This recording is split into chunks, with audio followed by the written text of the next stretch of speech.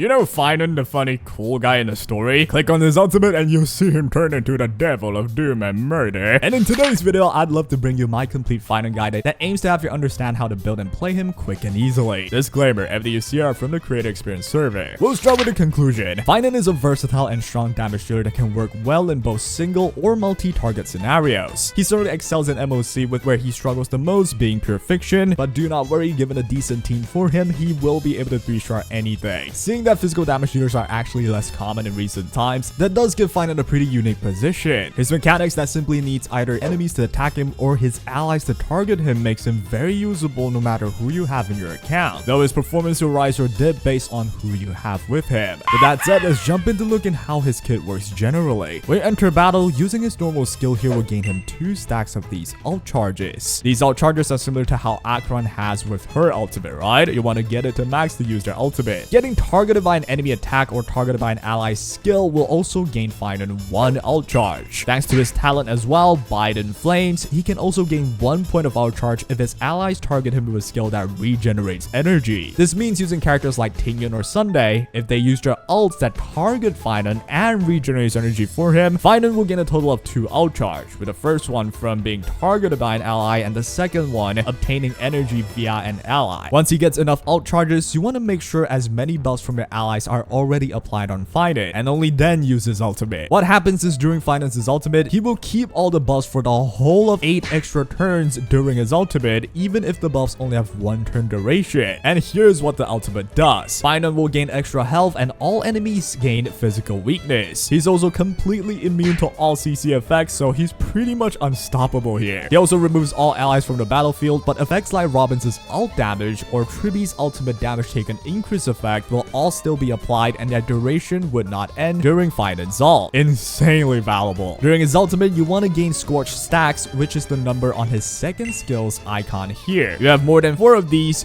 use this skill to deal massive damage to all enemies. You have to have more than 4 or the damage becomes a lot lower, though feel free to use it if you can finish off the enemy. Now that you have used your Scorch stacks, you want to use your 2 other skills to regain Scorch stack. The enhanced basic here will gain you 2 Scorch stacks no matter what with decent damage, while your first enhanced skill will grant you Scorch stacks equal to the amount of enemies available. Simply put, use your enhanced basic against singular or low number of enemies, and use your first enhanced skill against multiple enemies in order to maximize damage and Scorch stack gain. The final thing to note is that his first enhanced skill action advances all enemies and allows them to attack you. Thankfully, Phainon will have very high damage reduction while he uses this skill, and once all enemies attack him, he will counter at the end. The damage will go higher the more he was hit during this duration, which is why you want to use this only against a lot of enemies. Even if you die in this ultimate mode, Phainon will simply return to his normal form and you can continue playing with no issues. And there you have it. To summarize, spam your allies' skill that targets Phainon, hope the enemies hit him more, and once you get his ultimate, use it with all of your buffs activated. Get 4 Scorch stacks with your first 2 skills, and use your final skill to do massive damage. At the end of his ult duration, he'll follow up with quite a high damage attack as well, similar to how Castrus's dragon explodes, right? The only bad part about this entire thing with Phainon is that he will be completely alone in this ultimate period,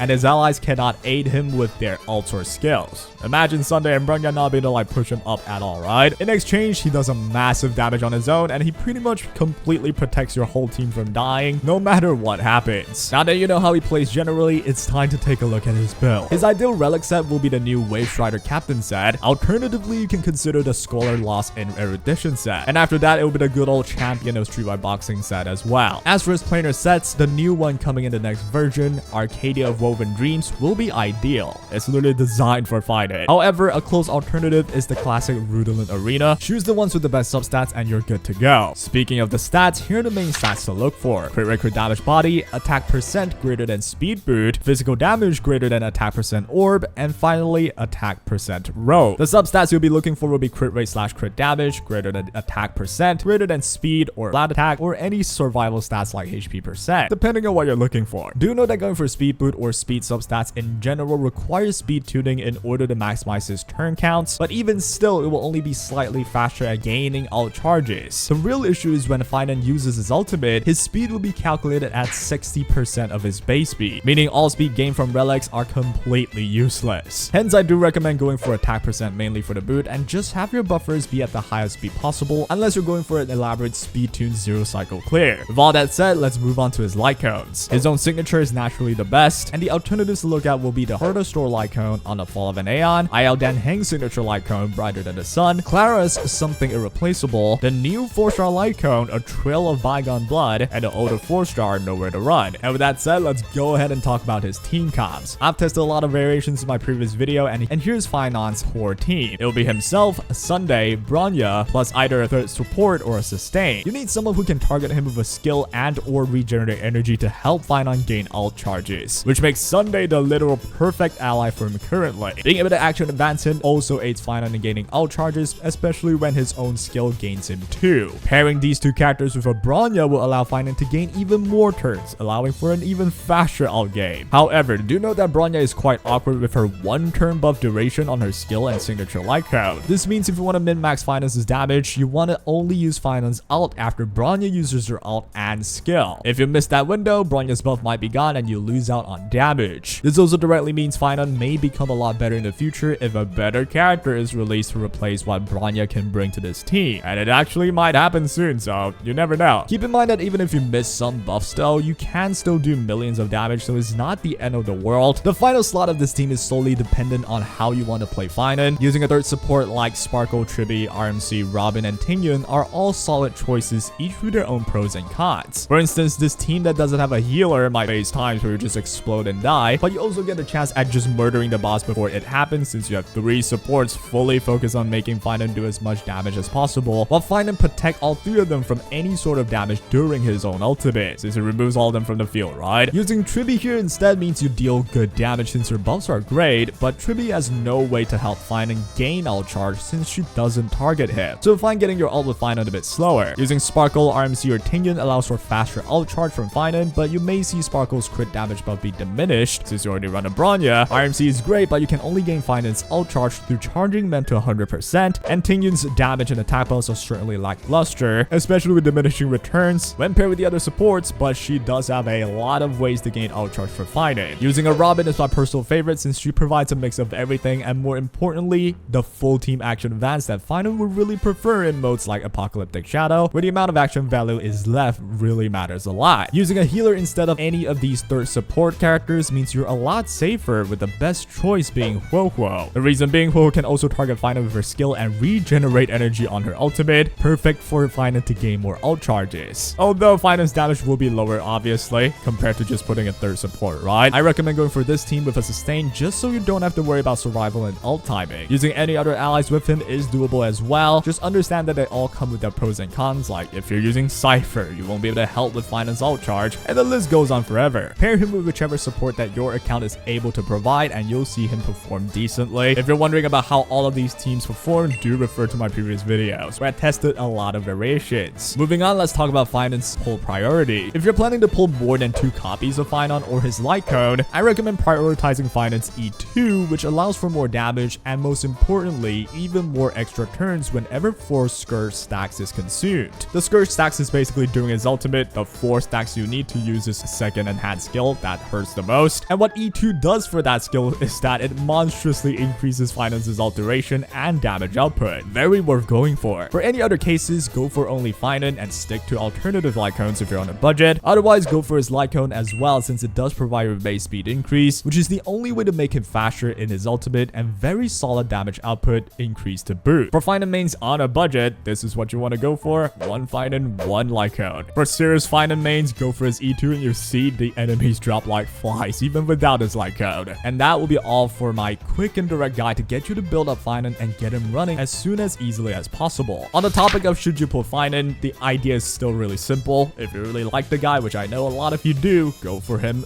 right away. Don't gotta worry about it. One of the main reasons I can say that is that I know for a fact that all collab banners will stay around even at the end of this version. That means you do have more time to think about who you want to go for, so if you really don't want to miss out on Phainon, which is a really cool character and a lot of people love him, don't worry about anything and go for him. He is also versatile enough that a lot of your accounts should be able to have a very solid team for him no matter what, and he is one of the most unique characters in terms of special effect that it will be worth your penny. My bro just becomes a boss and kidnaps the entirety of the enemy and becomes the boss himself. It's just too crazy, dude. For pure meta chasers though, understand the issue that Phainon may have and the pros and cons that come with him. While the pros of Phainon being able to protect your team from any sort of damage during his ultimate. It's also countered by the fact that all of your allies is unable to help him during his ultimate. So he's only by his own based on his base speed. If you drop out of the cycle, you might clear things one cycle slower. And for some people, that may not be too ideal. But in the grand scheme of things, for most players, it's not the end of the world. It's not like it's gonna take 30 cycles. You might find yourself going from 2 cycle clear to 3 sometime if the enemy doesn't target Phainon early enough or something, which is not really a valid reason to just say he's bad, right? But are there characters that can clear things faster? Most certainly. And that will be all for today. I hope I helped you out. Take care!